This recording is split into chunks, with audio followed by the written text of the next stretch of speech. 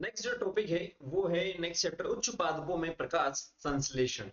अब प्रकाश संश्लेषण में भी कुछ इंपॉर्टेंट पॉइंट्स इन्होंने यहाँ पर लिख रखे हैं, माफ कीजिए। जैसे पौधे अपने भोजन को प्रकाश संश्लेषण द्वारा स्वयं तैयार करते हैं। सिंपल सी बात है, स्वपोषी है। इस प्रक्रिया के दौरान वायुमंडल में उपलब्ध कार्बन डाइऑक्साइड पत्तियों के रंध्रों द्वारा अंदर ली जाती है। छोटे छोटे जो छिद्र होते हैं जिन्हें रंध्र कहते हैं। और कार्बोहाइड्रेट्स मुख्यतः ग्लूकोज एवं स्टार्च बनाने में उपयोग की जाती है। ठीक है, जो कार्बोहाइड्रेट्स की जो बात कर रहे हैं उसका उपयोग हो रहा है और उसमें भी मेनली कौन सा है, ग्लूकोज और स्टार्च। जो स्टार्च है वो संग्रहित रहता है, सिंपल सी बात है। प्रकाश संश्लेषण की क्रिया पौधों के हरे भागों मुख्यतः पत्तियों में संपन्न होती है।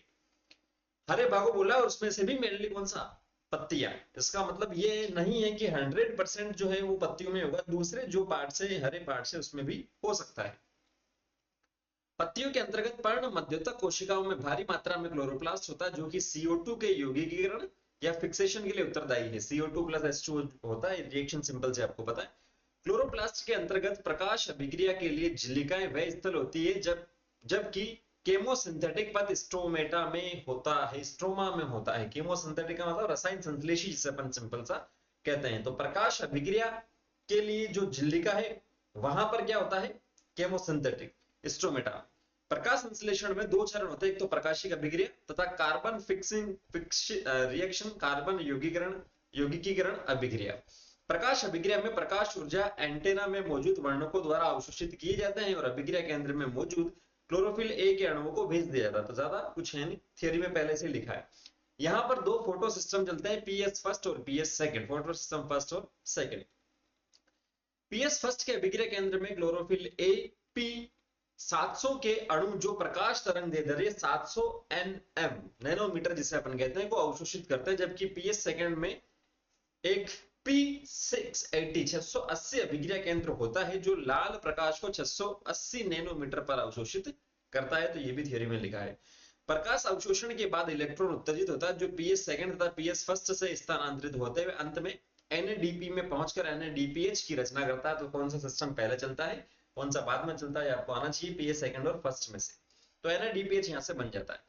इस प्रक्रिया के दौरान एक प्रोटॉन प्रवणता थाइलेकोइड की झिल्ली के आर पार पैदा होती है कुछ इस प्रकार से। ठीक है, ये थाइलेकोइड की झिल्ली होती है और यहाँ पर क्या होती है, प्रवणता शुरू हो जाती है। एटीपी एंजाइम के हिस्से F नोट से प्रोटॉन की गति के कारण प्रवणता भंग हो जाती है तथा एटीपी के संश्लेषण हेतु पर्याप्त ऊर्जा मुक्त की जाती है। तो एडीपी प्लस इनऑर्गेनिक फॉस्फेट जो है वो मिलकर एटीपी जो है वहां बना लेता है। ठीक है, या बहुत सारे गैस में उल्टा भी आपको देखने को मिलता है, एटीपी जो है एडीपी प्लस इनऑर्गेनिक फॉस्फेट में टूटती है। इसकी बात नहीं कर रहा हूं, टूटने की बात कर रहा हूं। तो पानी के अणु का विघटन पीएस सेकंड के साथ जुड़ा होता है, परिणामतः O2 और प्रोटॉन की रही होती है और पीएस सेकंड में इलेक्ट्रॉन का स्थानांतरण होता है। कार्बन यौगिकीकरण में एंजाइम रुबिस्को द्वारा CO2 के 5 कार्बन यौगिक RUBP फुल फॉर्म आपको आना चाहिए से जुड़ा होता है तथा 3 कार्बन PGA के 2 अणु में बदलता है।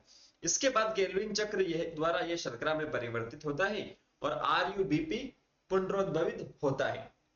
इस प्रक्रिया के दौरान प्रकाश संश्लेषण अभिक्रिया द्वारा संश्लेषित एटीपी और NADPH इस्तेमाल होता है, यह ऊर्जा मुद्रा है। इसके साथ ही सीतरी पौधों में रुबिस्को एक निरर्थक ऑक्सीजिनेशन प्रक्रिया प्रकाश शोषण को प्रेरित करता है। तो इसके अंदर ज्यादा कुछ इंपॉर्टेंट है नहीं, जो थ्योरी में लिखा है वो सारा सब कुछ यहाँ पर दिया है, एक्स्ट्रा कुछ है नहीं। नेक्स्ट जो अपने पास आता है वो कौन सा है, पादप में श्वसन। प्राणियों की तरह पादपों में श्वसन या गैसीय आदान प्रदान हेतु कोई विशिष्ट तंत्र नहीं होता है। अपने में तो वेल डेवलप सिस्टम है सारा, लंग से या केविटी वगैरह आपके पास सब कुछ है, लेकिन पादपों में ऐसा नहीं है। रंध्र एवं वात रंध्र द्वारा विसरण से गैसों का क्या होता है, आदान प्रदान होता है। पौधों में लगभग सभी सजीव कोशिकाएं वायु के संपर्क में रहती है मोस्टली। अब जो पहले अपन ने ऊर्जा बनाई थी पहले के चैप्टर में, उससे वापस से क्या होगा, विखंडन होगा। ठीक है, शरीर की एक्टिविटी हो रही है उसलिए उसकी ऊर्जा की जरूरत होगी, तो वो आपके पास शोषण से होगा। जटिल कार्बनिक अणुओं के ऑक्सीकरण द्वारा कार्बन कार्बन आबंधों के टूटने के उपरांत जब कोशिका से ऊर्जा की अत्यधिक मात्रा निकलती है तो उसे कोशिकीय सांस कहते हैं। जैसे अभी पहले बोला था अपन ने, ग्लूकोज या स्टार्च वगैरह उसका निर्माण होता है प्रकाश संश्लेषण में। तो वापस से हो गया और ये टूट रही और एनर्जी रिलीज हो रही है। सांस के लिए ग्लूकोज सर्वाधिक उपयोगी क्रियाधार है। वसा एवं प्रोटीन के टूटने के बाद भी ऊर्जा निकलती है लेकिन बहुत कम। कोशिकीय सांस की प्रारंभिक प्रक्रिया कोशिका द्रव्य में संपन्न होती है। प्रत्येक ग्लूकोज का अणु एंजाइम उत्प्रेरित श्रृंखला की अभिक्रियाओं द्वारा पायरुविक अम्ल के दो अणुओं में टूट जाता है। एक ग्लूकोज कितने में टूटता है? दो पायरुविक अम्ल में टूटता है। और इस प्रक्रिया को अपन बोलते हैं दोस्तों ग्लाइकोलिसिस। क्या बोलते हैं? ग्लाइकोलिसिस। पायरुवेट का भविष्य O2 की उपलब्धता तथा जीव पर निर्भर करता है, उपलब्ध है या नहीं है और किस प्रकार का जीव है। जैसे अनोक्सी परिस्थितियों में किण्वन द्वारा लैक्टिक अम्ल या अल्कोहल बनता है, और किण्वन बहुत सारे प्रोकैरियोट्स, एक कोशिकीय यूकैरियोट्स में अंकुरित बीजों में अनोक्सी परिस्थितियों में संपन्न होता है। बहुत ज्यादा इंपॉर्टेंट है ये, वहां पर शायद आपको लाइन ना मिले अंकुरित बीजों वाली। ठीक है, तो किण्वन का मतलब एक तरह से जो अनएरोबिक रेस्पिरेशन है वही यहां से होगा। सिंपल प्रकार की जो जीव है, एक कोशिकीय या प्रोकैरियोट्स जिसे अपन कहते हैं, उसके अंदर देखने को मिलता है।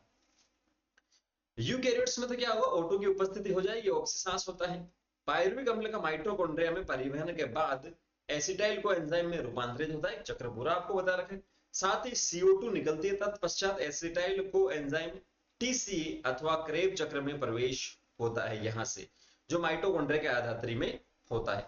ठीक है, ये माइटोकॉन्ड्रिया के आधात्री में क्या होगा? जो क्रेब चक्र है वो यहां से होगा। बाकी जो ग्लाइकोलाइसिस की बात करें तो वो कोशिका द्रव्य के अंदर होगा, आपको ध्यान में रखना है। क्रेब चक्र में NADH+H तथा NADH2 बनता है। इन अणुओं वे NADH+H आयन जो ग्लाइकोलाइसिस के दौरान बनता है, इनकी ऊर्जा का उपयोग एटीपी के संश्लेषण में होता है, और ये सूक्ष्म कणिका के अंत्य झिल्ली पर स्थित वाहकों के तंत्र, जैसे इलेक्ट्रॉन परिवहन तंत्र कहते हैं या ETS कहते हैं, के द्वारा संपन्न होते हैं। क्योंकि मेन अपना एम क्या? एनर्जी का रिलीज करना, एनर्जी का प्रोडक्शन, तो वो एटीपी के रूप में यहां से होगा। तो एटीपी कोशिका का शक्ति गृह किसे कहते हैं? माइटोकॉन्ड्रिया को कहते हैं। तो वो वहीं पे हो रहा सारा ETS वाला। जब इलेक्ट्रॉन इस तंत्र से ऊपर गति करता है तो निकलने वाली पर्याप्त ऊर्जा एटीपी का संश्लेषण होता है, उसे ऑक्सीकारी फॉस्फोरिलीकरण कहते हैं। इस प्रक्रिया में अंततः अंतिम इलेक्ट्रॉन ग्राही कौन होता है? O2 होता है। इंपॉर्टेंट है, बहुत बार पूछा गया नीट में, जो पानी में अपचयित हो जाता है। श्वसनी पथ में उपचयी तथा अपचयी दोनों भाग लेते हैं, इसलिए इसको एम्फीबोली कहते हैं, और सांस गुणांक के दौरान में आने वाली श्वसनी क्रिया धारा पर निर्भर करता है। तो सिंपल सी बात है, ज्यादा कुछ है नहीं। फिर नेक्स्ट चैप्टर अपने पास कौन सा आता है? नेक्स्ट आता है पादप वृद्धि एवं परिवर्धन, प्लांट ग्रोथ वाला जो पार्ट है। जैसे मनुष्य के अंदर मिलते हैं हॉर्मोन्स, वैसे इसके अंदर भी मिलते हैं, पादपों के अंदर भी। किसी भी जीवित प्राणी के लिए वृद्धि एक अत्यंत उत्कृष्ट घटना है। यह एक अनपलट बढ़त युक्त तथा मापदंड में प्रकट होने वाली, जैसे कि आकार, क्षेत्रफल, लंबाई, ऊंचाई, आयतन, कोशिका संख्या आदि। अनपलट का मतलब जिसे चेंज अपन नहीं कर सकते। ठीक है, बढ़ ही रही है वो, घट नहीं रही है, बढ़त युक्त का मतलब। इसमें बढ़ा हुआ जीव द्रव्य पदार्थ शामिल है। पौधों में विभज्यतक या मेरिस्टेम वृद्धि की जगह होती है। सिंपल सा पढ़ा अपन ने 5वें चैप्टर में। मूल शिखाग्र विभोज्यतक तथा प्रहो शिखाग्र विभोज्यतक के साथ साथ कई बार अंतर्वाहिका विभोज्यतक पौधे के अक्ष की दीर्घगामी वृद्धि में भागीदारी होते हैं। तो ये विभोज्यतक के प्रकार अपन ने पढ़ रखे हैं 5वें चैप्टर के अंदर, कि मूल शिखाग्र मतलब मूल के सबसे, शिखाग्र मतलब आगे, अग्र का मतलब आगे का, पर्रो का मतलब जो ऊपर दाने वाला पार्ट आता है उसके आगे का पार्ट, वहां बार बार कोशिका विभाजन होता है। ठीक है, उच्च पेड़ों में वृद्धि अनियत होती है, कोई फिक्स पैटर्न नहीं है कि वैसे ही होगा। मूल शिखाग्र एवं पर्व शिखाग्र में कोशिका विभाजन का अनुपालन करते हुए वृद्धि अंक गणितीय तथा ज्यामितीय हो सकती है, जियोमेट्रिकल हो सकती है। ठीक है, शेप ग्राफ आपने पढ़ रखा है। कोशिका उत्तक अंग जीवों में वृद्धि दर सामान्यतः पूरे जीवन काल में उच्च दर पर नहीं टिकी रहती है। ठीक है, कोशिका या उत्तक या अंग जीवों में जो वृद्धि दर है सामान्यतः पूरे जीवन काल में उच्च दर पर नहीं होती। ऐसा नहीं कि कंटिन्यूसली होती रहेगी। कोई एक टाइम ऐसा था जहां विभाजन जो है या इनकी जो वृद्धि है वो यहाँ से क्या हो जाएगी? स्लो हो जाएगी। वृद्धि को 3 प्रमुख चरणों में, जैसे लेग, लोग और जरावस्था में बांटा जा सकता है। जब कोशिका अपनी विभाजन क्षमता खो देती है तो ये विभेदन की ओर बढ़ते हैं, और विभेदन संरचनाएं प्रदान करता जो उत्पाद की क्रियात्मकता के साथ जुड़ जाती है। ठीक है, विभेदन में बढ़ जाती है। कोशिकाओं, उत्तकों और संबंधी अंगों के लिए विभेदन के लिए सामान्य नियम एक समान होता है। एक विभेदित कोशिका फिर विभेदित हो सकती है, जो पहले से डिवाइड हो चुकी थी वो वापस से हो सकती है, या फिर पुनः विभेदित जिसे अपन कह सकते हैं। पादपों में विभेदन चूंकि खुला होता है, अतः परिवर्धन क्या होता है? लचीला हो सकता है। दूसरे शब्दों में है कि परिवर्तन वृद्धि एवं विभेदन का योग है। वृद्धि का मतलब समझ में आ रहा है? ग्रोथ हो रही है, और विभेदन का मतलब वापस से विभाजन होता जा रहा। पादप वृद्धि एवं परिवर्धन बाह्य एवं आंतरिक दोनों कारकों द्वारा नियंत्रित होती है। ठीक है, बाहर का मतलब क्या है, जैसे ए वायवीय सॉरी ए जैविक हो, जैसे घटक हो गए, प्रकाश हो गया, हवा हो गई, या कुछ भी हो सकता है, तापमान हो गया। और आंतरिक में तो पता ही है, जो अवेलेबल है अपने पास, पानी, जो पीएच है या जो मिनरल्स है वो सारे सब कुछ। अंतरकोशिकीय आंतरिक कारक रासायनिक तत्व होते हैं जिन्हें पादप वृद्धि नियामक कहते हैं, पीजीआर प्लांट ग्रोथ रेगुलेटर कहते हैं। पौधों में पीजीआर के विभिन्न समूह होते हैं जो मुख्यतः 5 समूह के नाम से जाना जाते हैं, auxin, gibberellin, cytokinins, abscisic acid और एथिलीन। ये पीजीआर पौधों के विभिन्न हिस्सों में उत्पादित किए जाते हैं। ये विभिन्न विभेदन एवं परिवर्तन की घटनाओं को नियंत्रित करते हैं। कोई भी पीजीआर पादपों की कार्यकी पर प्रभाव डाल सकता है। ठीक इसी प्रकार से ये प्रभाव विविध प्रकार की पीजीआर से प्रकट होते हैं। ये पीजीआर सहक्रियाशील योगवाही मतलब साथ साथ में क्रिया करते हैं। प्रतिरोधात्मक हो सकते हैं कि एक बोल रहा है कि मैं वृद्धि कराऊंगा, दूसरा बोलेगा मैं नहीं कराऊंगा, तो प्रतिरोध हो सकता है। तो साथ साथ भी कर सकते हैं, अलग अलग भी कर सकते हैं, के रूप में कार्य कर सकते हैं। इसके साथ पादप वृद्धि एवं परिवर्तन प्रकाश, तापक्रम, ऑक्सीजन स्तर, गुरुत्व तथा अन्य ऐसे ही बाहरी घटकों द्वारा प्रभावित होते हैं। ठीक है, फिर आता है श्वसन एवं गैसों का विनिमय। मनुष्य की बात करें, ह्यूमन फिजियोलॉजी की बात करें, सिंपल सा चैप्टर, ज्यादा कुछ इसके अंदर है नहीं। कोशिकाएं अपापचय क्रियाओं के लिए ऑक्सीजन का उपयोग करते हैं तथा ऊर्जा के साथ कार्बन डाइऑक्साइड जैसे हानिकारक पदार्थों भी उत्पन्न करते हैं। तो पादपों का जैसे अपन ने बात की, ग्लूकोज का ब्रेकडाउन होता है, एनर्जी मिलती है, सेम वैसे मनुष्य में भी ग्लूकोज है, जो भी अपने पास पदार्थ है उसका ब्रेकडाउन होता है, ऊर्जा मिलती है, उसी श्वसन का रोल है। प्राणियों में कोशिकाओं तक ऑक्सीजन एवं वहां से कार्बन डाइऑक्साइड को बाहर निकालने के लिए कई तरह की क्रियाविधि विकसित है, जिनमें हमारे पास इस क्रिया के लिए एक पूर्ण विकसित श्वसन तंत्र है, जिसके अंतर्गत 2 फेफड़े और इनसे जुड़े हुए वायु मार्ग होते हैं। श्वसन का पहला जो चरण है वो क्या है, श्वासन है, जिसमें वायुमंडलीय वायु कहां होती है, कूपिकाओं में ली जाती है। सिंपल सी, ये तो पता होगा आपको, कूपिकाओं वाला सिस्टम कहां तक जाता है, लंग्स के अंदर कूपिका होती है छोटी छोटी। ठीक है, अंत श्वसन कहते हैं, और कूपिकाओं को बाहर निकालने को क्या कहते हैं, निःश्वसन कहते हैं। तो श्वसन पहला चरण अपने पास यहां से हो जाता है। ऑक्सीजनित रहित रक्त एवं कूपिका के बीच O2 और CO2 का विनिमय इन गैसों का रक्त द्वारा पूरे शरीर में परिवहन, ऑक्सीजन युक्त रक्त तथा उत्तकों के बीच O2 और CO2 का विनिमय तथा कोशिकाओं द्वारा ऑक्सीजन का उपयोग अन्य सम्मिलित चरण है। ठीक है, सारा सब कुछ कूपिकाओं से जा रहा है, वापस आ रहा है, कोशिका तक जा रहा है, तो सारा सब कुछ इसके अंदर आ गया। अंत्यश्वसन और निःश्वसन के लिए वायुमंडल की कूपिका के बीच विशिष्ट अंतरापर्शक पेशियां, इंटरकोस्टल और डायफ्राम की सहायता से दाब प्रवणता पैदा की जाती है। अंदर का दाब कम है, ज्यादा है, उसी के हिसाब से आयतन कम होता है या ज्यादा होता है। ठीक है, और कॉन्ट्रैक्शन रिलैक्सेशन होता है इन मसल्स में, जिससे अंत्यश्वसन और बहिर्श्वसन की प्रक्रिया होती है। इन क्रियाओं में सम्मिलित वायु के विभिन्न आयतन को स्पाइरोमीटर की सहायता से मापा जा सकता है, जिसका चिकित्सकीय एवं नैदानिक महत्व है। कोशिका एवं उत्तकों में CO2 और O2 का विनिमय विसरण द्वारा होता है। विसरण दर O2 PO2 या CO2 PCO2 के आंशिक दाब, P का मतलब पार्शियल, आंशिक दाब जिसे अपन कहते हैं, तब उनकी घुलनशीलता और विसरण सतह की मोटाई पर निर्भर करता है। ठीक है, विसरण सतह जो जहां से एक्सचेंज हो रहा है, जहां से वो विसरण सतह है, तो उसकी मोटाई ज्यादा है तो ज्यादा टाइम लगेगा, कम है तो कम टाइम लगेगा। दाब कैसा ज्यादा है या कम, उसके ऊपर डिपेंड करेगा। ये कारक हमारे शरीर में कूपिका से ऑक्सीजन का विऑक्सीजनित रक्त में तथा रक्त से उत्तकों में विसरण सुगम बनाते हैं।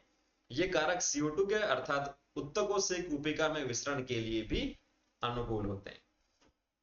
ऑक्सीजन का मुख्य रूप से ऑक्सी हीमोग्लोबिन के रूप में होता है, HbO2 जिसे अपन कहते हैं। कूपिका में जहां PO2 अधिक रहता है, ऑक्सी हीमोग्लोबिन से युग्मित होता है, और उत्तकों में जहां PO2 कम और PCO2 एवं HIN, ये जो लिखा है यहाँ मिस टाइपिंग है, PCO2 एवं HIN की सांद्रता अधिक रहती है, सरलता से वियोजित हो जाती है। तो ये कारक है जो डिपेंड करता है। लगभग 70% कार्बन डाइऑक्साइड का परिवहन कार्बोनिक एनहाइड्रेज एंजाइम की सहायता से बाइकार्बोनेट में होता है, HCO3 के रूप में होता है, और 20 से 25% कार्बन डाइऑक्साइड हीमोग्लोबिन द्वारा कार्ब अमीनो हीमोग्लोबिन के रूप में वहन की जाती है। उत्तकों में जहां PCO2 उच्च, PO2 निम्न होता है, यहाँ वहां ये रक्त से युग्मित होता है, जस्ट अपोजिट चलता है O2 और CO2 का। जबकि कूपिका में जहां CO2 निम्न और PO2 उच्च रहता है, ये रक्त से निष्कासित हो जाता है। फिर उसके बाद में जो रेट है, किस प्रकार से दर है उसको नियंत्रित करते हैं, उसके बारे में कुछ पॉइंट्स है। श्वसन जो है या श्वसन की जो दर है, मस्तिष्क के मेडुला क्षेत्र जैसे स्थित श्वसन केंद्र द्वारा बनाए रखती है। मस्तिष्क के पोन्स स्थित श्वास अनुचन श्वास प्रभावी या न्यूमेटैक्सी केंद्र तथा एक रसो संवेदी क्षेत्र श्वसन की क्रियाविधि को नियंत्रित परिवर्तित करते हैं। ठीक है, रसो संवेदी कीमोसिंथेटिक जैसा अपन सिंपल सा बोल रहे हैं। नेक्स्ट जो अपने पास चैप्टर आता है कौन सा, शरीर द्रव्य तथा परिसंचरण सर्कुलेटरी सिस्टम जिसे अपन बोलते हैं। कशेरुकी रक्त या द्रव संयोजी उत्तक, रक्त जो है क्या फ्लूइड कनेक्टिव टिश्यू है, द्रव संयोजी उत्तक है, को पूरे शरीर में संचारित करते हैं जिसके द्वारा आवश्यक पदार्थ कोशिकाओं तक पहुंचते हैं और वहां से अवशिष्टों को शरीर से बाहर निकालते हैं। सिंपल सी बात है। दूसरा द्रव जिसे लसिका उत्तक द्रव कहते हैं भी कुछ पदार्थों को अभिगमित करता है। ये इंपॉर्टेंट, बहुत ज्यादा इंपॉर्टेंट है। डायरेक्ट स्टेटमेंट थ्योरी में नहीं मिलेगा लेकिन यहाँ आपको मिल रहा है। रक्त द्रव आधात्री या मैट्रिक्स जिसे अपन कहते हैं प्लाज्मा तथा संगठित पदार्थों से बना होता है। रक्त किस किस से, द्रव आधात्री और प्लाज्मा और संगठित पदार्थों से मिलकर बना होता है। आरबीसी या इरिथ्रोसाइट या लाल रुधिर कोशिका, श्वेत रुधिर कोशिका जिसे ल्यूकोसाइट कहते हैं, डब्ल्यूबीसी भी कहते हैं, प्लेटलेट्स जिसे थ्रोम्बोसाइट्स भी अपन कहते हैं। ठीक है, संगठित पदार्थों का हिस्सा है ये। मानव का रक्त 4 समूह में होता है, ए बी, ए बी और ओ। किसके आधार पर है, यहाँ पर एंटीजन एंटीबॉडी वाला कॉन्सेप्ट चलता है। आई होप ये आपको आता होगा। इस वर्गीकरण का आधार लाल रुधिर कणिकाओं की सतह पर 2 एंटीजन ए और बी का उपस्थित होना अथवा अनुपस्थित होना। किस प्रकार का एंटीजन मिल रहा है, अगर ए है तो ए ग्रुप, बी है तो बी ग्रुप, इस प्रकार से, और नहीं है तो ओ ग्रुप, ये है। ठीक है, दूसरा वर्गीकरण लाल रुधिर कोशिकाओं की सतह पर आरएच घटक का उपस्थित अथवा अनुपस्थित पाया जाता है। आरएच रक्त समूह भी होता है तो वो आरबीसी के ऊपर है या नहीं उसके आधार पर। उत्तक की कोशिकाओं के मध्य एक द्रव्य पाया जाता है जिसे उत्तक द्रव्य कहते हैं। जैसे ये बहुत सारी कोशिकाएं हैं और यहाँ इसके बीच में जो फ्लूइड होता है उसे अपन बोलते हैं उत्तक द्रव्य। इस द्रव को लसिका भी कहते हैं जो रक्त के समान होता है परंतु इसमें प्रोटीन कम होती है और संगठित पदार्थ नहीं होते हैं। सभी कशेरुकियों तथा कुछ एकशेरुकियों में बंद परिसंचरण तंत्र होता है। 2 प्रकार का होता है, एक बंद और दूसरा खुला। बंद का मतलब क्या है कि जो वाहिकाएं होती है, नलियां होती है, पाइप्स होते हैं उसके थ्रू जाता है, और खुले का मतलब बॉडी में कहीं भी चला जाता है। ठीक है, वो वहां पर नहीं होती है जो वाहिकाएं होती है। हमारे परिसंचरण तंत्र के अंदर पेशीय पंपिंग अवयव, हृदय, वाहिकाओं का जाल तंत्र तथा द्रव्य रक्त आदि सम्मिलित होते हैं। हृदय में 2 आलिंद और 2 नीले होते हैं। मनुष्य की बात की जा रही, बहुत जगह एक एक होता है, बहुत जगह 2 एक भी होता है। हृदय पेशिन्यास स्व उत्तेजनीय है। ठीक है, हृदय की जो पेशियां होती है वो ऑटो एक्साइटेबल है, खुद से उत्तेजित वो होती है। शिरा आलिंद पर या कोटरा आलिंद गांठ, ये ध्यान में रखना, आगे की थ्योरी में शायद नहीं मिले। SAN अधिकतम संख्या में प्रति मिनट 70 से 75 मिनट एक बार में एक मिनट में इतनी बार क्रिया विभव को उत्पन्न करते हैं और इस कारण ये हृदय की गतिविधियों को गति को नियंत्रित करती है और इसे क्या कहते हैं, पेश मेकर या गति प्रेरक कहते हैं।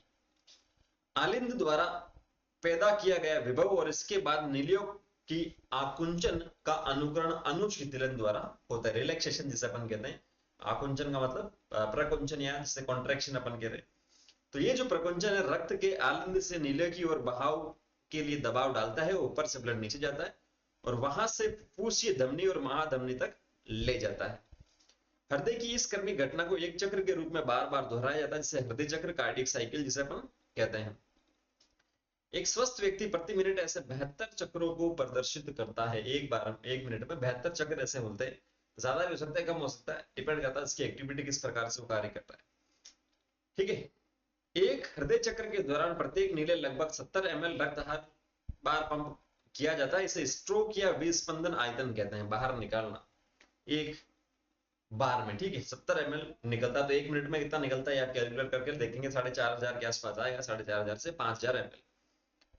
हृदय के नीले द्वारा प्रति मिनट पंप किए गए रक्त आयतन को हृदय निकास कहते हैं और ये स्ट्रोक आयतन तथा स्पंदन दर के गुणक के बराबर होता है और ये प्रवाह आयतन प्रति मिनट हृदय दर के बराबर होता है। अभी मैंने आपको बताया जैसे हृदय में विद्युत क्रिया का आलेख इलेक्ट्रोकार्डियोग्राफ विद्युत हृदय आलेख मशीन के द्वारा किया जाता है और इस आलेख को ईसीजी कहते हैं। मशीन का नाम इसने बोला कार्डियोग्राफ। ठीक है, ये ध्यान में रखना। ग्राफ का मतलब ये नहीं कि जो प्रिंट में था, मशीन के बारे में बोला है तो ये ध्यान में रखना है, जिसका चिकित्सकीय महत्व है। हम दोहरा परिसंचरण रखते हैं। 2 परिसंचरण मुख्यतः फुफ्फुसीय तथा दैहिक होते हैं। फुफ्फुसीय परिसंचरण में ऑक्सीजनित रक्त को दाहिने नीले से फेफड़ों में पहुंचाया जाता है और वहां पर यह रक्त ऑक्सीजनित होता है तथा फुफ्फुसीय शिरा द्वारा बाएं आलिंद में पहुंचता है। दैहिक परिसंचरण में बाएं नीले में ऑक्सीजन युक्त रक्त को महाधमनी द्वारा शरीर के उत्तकों तक पहुंचाया जाता है और वहां से ऑक्सीजन रहित रक्त को उत्तकों से शिराओं द्वारा दाएं आलिंद में पहुंचाया जाता है। दैहिक ध्यान में रखना है, शायद ये आपको थ्योरी में नहीं मिले और यहाँ लिखा दैहिक परिसंचरण के बारे में। हाँ, कॉन्सेप्ट मिल रहा है कि वहां से जा रहा है दाएं बाएं, लेकिन टर्म जो है वो आपको ध्यान में रखनी है। यद्यपि हृदय स्वयं उत्तेज्य होता है तथा इसकी क्रियाशीलता को तंत्रिकीय एवं हार्मोन की क्रियाओं से नियंत्रित किया जा सकता है। नेक्स्ट जो चैप्टर अपने पास आता है वो कौन सा है? उत्सर्ज उत्पाद एवं उनका निष्कासन। जो भी वेस्ट है उनको बॉडी से बाहर निकालना है। तो शरीर में विभिन्न क्रियाओं द्वारा कई नाइट्रोजन पदार्थ जैसे आयन, नाइट्रोजन पदार्थ, आयन, CO2, जल आदि इकट्ठे हो जाते हैं, जिनमें से अधिकांश शरीर की समस्थापन में, होमियोस्टेसिस मतलब बॉडी को मेंटेन करने में आवश्यक है, और बहुत सारे ऐसे हैं जो वेस्ट होते हैं, उनको बाहर निकालना जरूरी है। तो वो उत्सर्जित उत्पाद है। भिन्न भिन्न प्राणियों में नाइट्रोजन अपशिष्टों की प्रवृत्ति या प्रकृति, उनका निर्माण, उत्सर्जन विभिन्न प्रकार से होता है, जो मुख्यतः जल की उपलब्धता पर निर्भर करता है। उत्सर्जित किए जाने वाले उत्पाद में मुख्यतः क्या होता है? नाइट्रोजन अपशिष्ट, अमोनिया, यूरिया और यूरिक अम्ल यहाँ पर होते हैं। ठीक है। आदि वृक्कों या प्रोटोनेफ्रिडिया वृक्क, मेल पीजी नलिकाएं, हरित ग्रंथियां और वृक्क प्राणियों के मुख्य उत्सर्जक। तो अलग अलग कुछ एक एग्जाम्पल आपको दे रखे हैं, वो आपको ध्यान में रखना है। वृक्क या मेल पीजी किस्म होती है, आदि वृक्क किस्म होता है, ये आपको ध्यान में रखना है। ये न केवल नाइट्रोजन अपशिष्ट को शरीर से बाहर निकालते हैं, बल्कि शरीर द्रव्यों में आयनी और अम्ल क्षार संतुलन भी बनाए रखते हैं, जिससे समस्थापन कहते हैं अपन। ठीक है। मानव के उत्सर्जित तंत्र में एक जोड़ी वृक्क होता है, एक जोड़ी मूत्र वाहिनी होती है, एक मूत्राशय और मूत्र मार्ग सम्मिलित है। प्रत्येक वृक्क में 1 मिलियन नलिकाकार संरचनाएं वृक्काणु होते हैं। वृक्काणु वृक्क की क्रियात्मक इकाई है और उसके दो भाग होते हैं, एक तो गुच्छ और दूसरा वृक्क नलिका। गुच्छ क्या होता है? अभिवाही धमनियों से बना कोशिकाओं का गुच्छ है, जो वृक्क धमनी की सूक्ष्म शाखाएं हैं। दो प्रकार की होती है, एक तो अभिवाही और दूसरा अपवाही, लाने और ले जाने वाले के हिसाब से नाम दिया गया। वृक्क नलिका का प्रारंभिक दोहरी भित्ति युक्त बोमेन संपुट से होता है, जो आगे समीपस्थ संवलित नलिका पीसीटी, हेनले लूप और दूरस्थ संवलित नलिका में विभेदित होता है, जिसे अपन कहते हैं डीसीटी, डिस्टल कन्वोल्यूटेड ट्यूब्यूल्स। ठीक है। कई वृक्काणु की दूरस्थ संवलित नलिकाएं एकत्रित होकर संग्रह नलिका बनाती है, जो अंत में मध्यांश पिरामिड से होकर वृक्कीय श्रोणी में खुलती है। बोमेन संपुट एवं गुच्छ मिलकर मेल पीजिका या वृक्क कणिका या कॉर्पसल्स बनाते हैं। मूत्र निर्माण के कितने स्टेप है? 3 स्टेप है। एक तो निस्संदन, पुनरावशोषण और स्त्रवण, सीक्रेशन जिसे अपन कहते हैं। निस्संदन गुच्छ द्वारा कोशिकाओं के रक्त दाब का उपयोग कर संपादित की जाने वाली अचयनात्मक प्रक्रिया है। गुच्छ द्वारा बोमेन संपुट में प्रति मिनट 125 ml निस्संद बनाने के लिए प्रति मिनट 1200 ml रक्त की भूमिका होती है। 125 निस्संद बनता है तो कितना फिल्टर हो रहा है? 1200 ml रक्त फिल्टर हो रहा है। वेस्ट सारे ब्लड के अंदर ही होते हैं। निस्संद के 99% भाग का वृक्काणु के विभिन्न भागों द्वारा पुनरावशोषण किया जाता है। समीपस्थ संवलित नलिका पीसीटी पुनरावशोषण और चयनात्मक स्त्रवण का मुख्य स्थान है। वृक्क मध्यांश अंतराकाशी में हेनले लूप परासरण प्रवणता 300 मिलीओस्मोल पर लीटर, फुल फॉर्म ध्यान में रखना, मिलीओस्मोल पर लीटर से 1200 मिलीओस्मोल पर लीटर को नियमित करने में सहायता करता है। दूरस्थ संवलित नलिका और संग्रहित नलिका जल और विद्युत अपघटनों का पुनरावशोषण करती है, जो परासरण नियमन में सहायक है। शरीर तरल के आयनिक साम्य और उनके पीएच को बनाए रखने के लिए नलिकाओं द्वारा H आयन, K आयन और अन्य स्थिर निस्संद स्रावित होते हैं। अमोनिया का नलिका द्वारा भी स्राव होता है। ठीक है। नेक्स्ट, प्रतिधारा काउंटर करंट मैकेनिज्म जिसे अपन कहते हैं। प्रतिधारा क्रिया विधि हेनले लूप की दो भुजाओं और वासा रेक्टा के बीच कार्य करती है। निस्संद जैसे जैसे अवरोही भुजा में नीचे उतरता है, वैसे वैसे सांद्र होता है, कॉन्सेंट्रेट होता है, जल बाहर निकलता है, और आरोही भुजा में ये पुनः तनु होता है, वापस से डाइल्यूट हो जाता है। इस व्यवस्था के द्वारा विद्युत अपघटे और कुछ यूरिया अंतरकाशीय स्थल में बचे रह जाते हैं। डीसीटी और संग्रह नलिका निस्संद को 4 गुना अधिक सांद्र कर देते, अर्थात 3 मिलीओस्मोल लीटर से 1200 मिलीओस्मोल लीटर तक। ये जल संरक्षण की उत्तम क्रियाविधि है। मूत्राशय में मूत्र का संग्रहण केंद्रीय तंत्रिका तंत्र द्वारा ऐच्छिक संकेत प्राप्त होने तक किया जा सकता है। उसके बाद तो अनैच्छिक होता ही सारा सब कुछ। संकेत प्राप्त होने पर मूत्र मार्ग द्वारा उसका निष्कासन मूत्रण कहलाता है। त्वचा, फेफड़े और यकृत भी उत्सर्जन में सहायता करते हैं। नेक्स्ट चैप्टर आता है गमन एवं संचलन, लोकोमोशन एंड मूवमेंट जिसे अपन कहते हैं। गति सजीवों की एक आवश्यक विशेषता है। जीव द्रव्य की प्रवाही गति, पक्षमापी गति, पंखों आदि की गति प्राणियों द्वारा दर्शित गतियों के कुछ रूप हैं, अलग अलग प्रकार से होती गति। ऐच्छिक गति में क्या होता है, प्राणियों में स्थान परिवर्तित होता है, चलन कहलाती है वो। प्राणी प्राय भोजन आश्रय, साथी, प्रजनन स्थल, अनुकूल प्राकृतिक स्थितियों की तलाश या अपनी रक्षा के लिए चलते हैं एक जगह से दूसरी जगह। नेक्स्ट आता है मनुष्य शरीर की कोशिका अमीबी, पक्षमापी और पेशी गति दर्शाते हैं। ठीक है, पेशी खेल से होता है और पक्षमापी और अमीबी आपको पता है किस प्रकार से मूवमेंट होता है थ्योरी के अंदर। चलन और अन्य प्रकार की गतियों के लिए समन्वित पेशी क्रियाओं की आवश्यकता होती है। हमारे शरीर में 3 प्रकार की पेशी होती है। कंकाल पेशियां, कंकाल अवयव से जुड़ी रहती है, ये रैखिक एवं ऐच्छिक स्वभाव की होती है। अंतरंग अंगों की भीतरी भित्ति में स्थित अंतरंग पेशियां अरैखिक और अनैच्छिक होती है, इससे अपन कंट्रोल नहीं कर सकते, स्मूथ होती है। और तीसरी आती है हृदय पेशियां, हृदय की पेशियां होती है जो रैखिक, शाखित और अनैच्छिक होती है। हृदय को भी अपन कंट्रोल नहीं कर सकते, इसीलिए पहले के चैप्टर में अपन ने पढ़ा था ऑटो एक्साइटेबल, ठीक है, स्व उत्तेजित। पेशियों में उत्तेजनशीलता, संकुचनशीलता, प्रसार्य और प्रत्यास्थता जैसे गुण होते हैं। पेशी रेखा पेशी की शारीरिक इकाई है। प्रत्येक पेशी रेशे में कई समानांतर रूप से व्यवस्थित पेशी तंतु या मायोफाइब्रिल्स होते हैं। प्रत्येक पेशी तंतु में कई क्रमवार व्यवस्थित क्रियात्मक इकाई सार्कोमियर होते हैं और प्रत्येक सार्कोमियर के केंद्र में घने मायोसिन तंतुओं से बना ए बैंड और जेड रेखा के दोनों तरफ पतले एक्टिन तंतुओं से बने 2 अर्ध आई बैंड होते हैं। एक्टिन और मायोसिन संकुचनशील बहुलक प्रोटीन होते हैं। विश्राम की अवस्था में एक्टिन तंतु पर मायोसिन के लिए सक्रिय स्थान ट्रोपोनिन से ढके होते हैं, सिंपल सी बात है। मायोसिन शीर्ष पर एटीपेज, एटीपी बंद स्थल और एक्टिन के लिए सक्रिय स्थान होते हैं। पेशी रेशे में प्रेरक तंत्रिका के संकेत से क्रिया विभव उत्पन्न होती है। इससे सार्कोप्लाज्मिक जालिका कैल्शियम आयन मुक्त करती है और कैल्शियम आयन एक्टिन को मायोसिन के शीर्ष से क्रॉस सेतु निर्माण हेतु सक्रिय करते हैं। ये क्रॉस सेतु एक्टिन तंतुओं को खींचते हैं, जिससे एक्टिन तंतु मायोसिन तंतुओं पर सरकने लगते हैं और संकुचन होता है।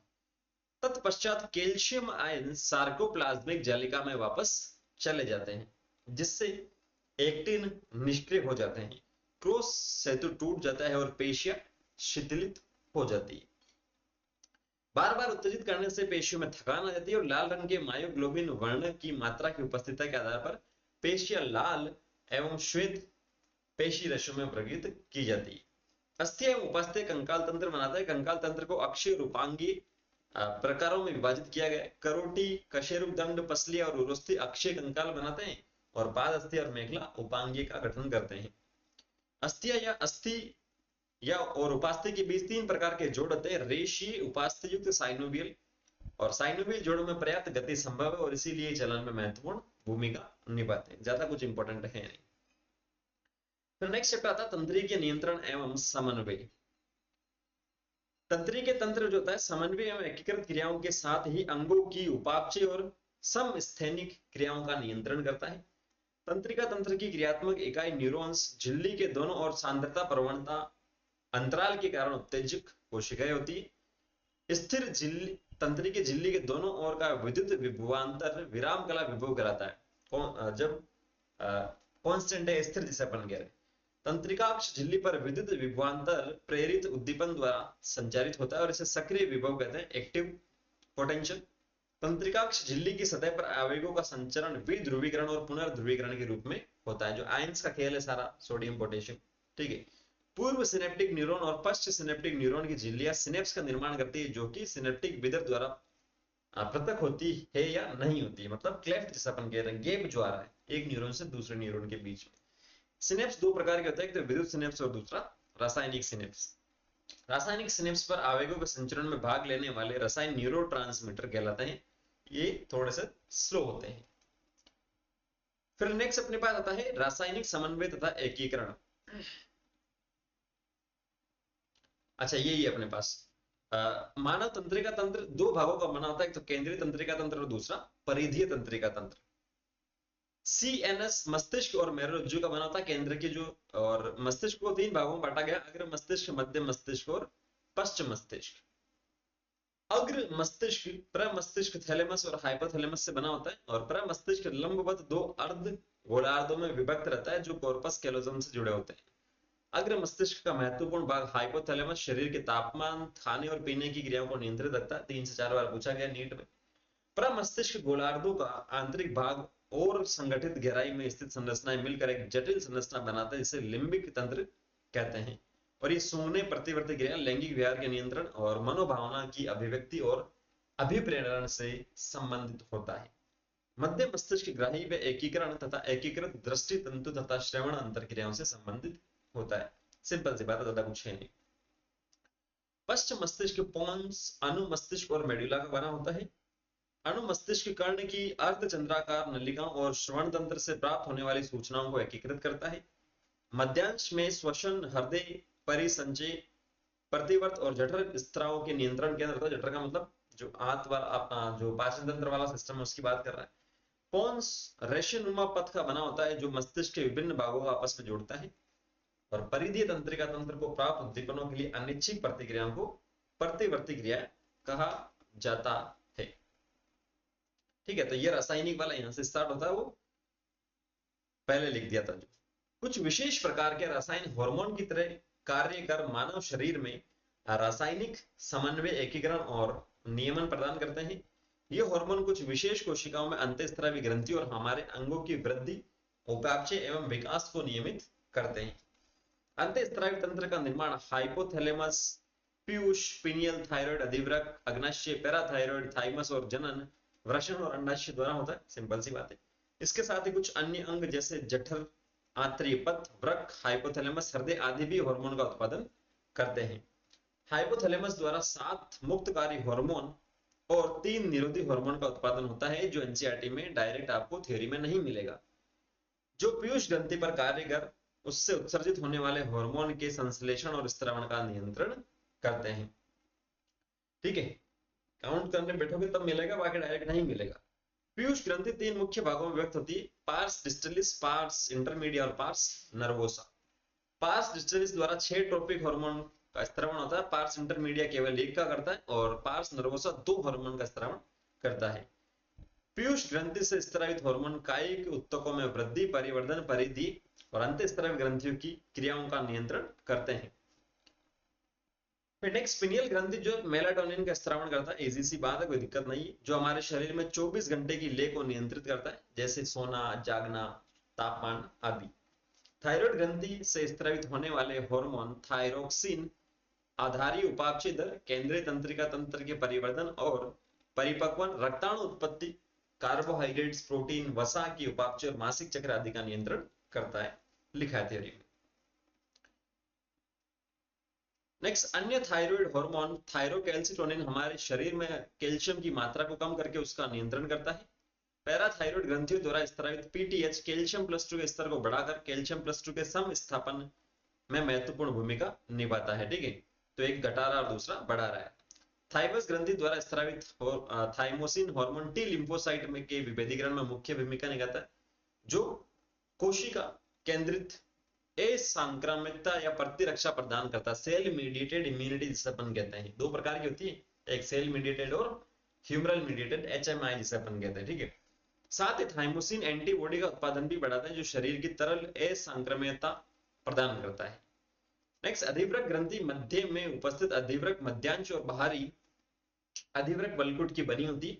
अधिवृक्क मध्यांश एपिनेफ्रिन और नॉर एपिनेफ्रिन हार्मोन का स्त्रावण करता है। यहां पर आप पढ़ते हो तो इमरजेंसी हार्मोन वगैरह आता है इसके अंदर। ये हार्मोन सतर्कता, पुतलियों का फैलना, रोंगटे खड़ा करना, पसीना आना, हृदय की धड़कन, हृदय संकोचन की क्षमता, श्वसन की दर, ग्लाइकोजन अपघटन, वसा अपघटन को बढ़ाते हैं। अधिवृक्क वल्कुट ग्लूकोकोर्टिकोइड या कोर्टिसोन जिसे कह रहे हैं, या मिनरलोकोर्टिकोइड्स, एल्डोस्टेरोन जिसे अपन कह रहे हैं, मुख्यतः ये 2 हैं, कोर्टिसोन और एल्डोस्टेरोन का स्त्राव करते हैं। ग्लूकोकोर्टिकोइड्स नाम से पता चल रहा है ग्लाइकोजन निस्पंदन को बढ़ाते हैं, सॉरी ग्लाइकोजन संश्लेषण, ग्लाइकोनियोजेनेसिस मतलब संश्लेषण, वसा अपघटन, प्रोटीन अपघटन, रक्ताणु उत्पत्ति, रक्त दाब और ग्लोमेरुलर निस्पंदन को बढ़ाते हैं तथा प्रतिरोधक क्षमता को दबाकर शोथ प्रतिक्रियाओं को रोकता है। सूजन वायु, खनिज कोर्टिकोइड शरीर में जल एवं विद्युत अपघटन का नियमन करते हैं। अंतःस्रावी अग्नाशय ग्लूकागोन और इंसुलिन हार्मोन का स्त्रावण करता है, एक शुगर को बढ़ाता है, दूसरा कम करता है।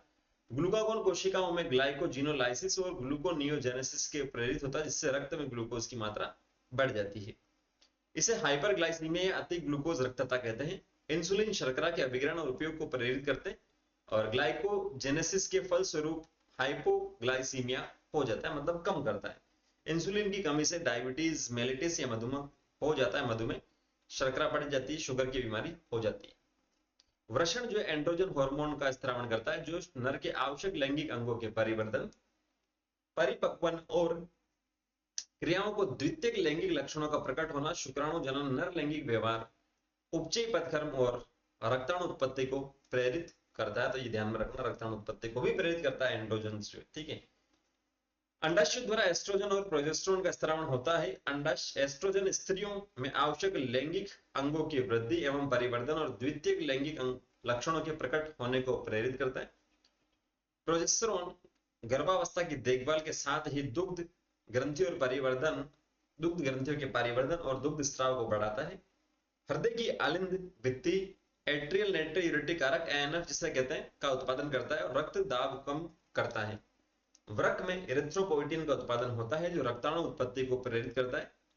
जठर आंतरिक पथ के द्वारा गैस्ट्रीन, सिक्रेटिन, कोलेसिस्टोकाइनिन, पेंटियोजाइमिन और जठर अवरोधी पेप्टाइड का स्त्राव होता है और ये हार्मोन क्या है, पाचक रसों के स्त्राव और पाचन में सहायता करते हैं। तो ये 11th क्लास की समरी यहाँ पर कंप्लीट होती है। नेक्स्ट सेशन में 12th क्लास के अपन देखेंगे। Thank you.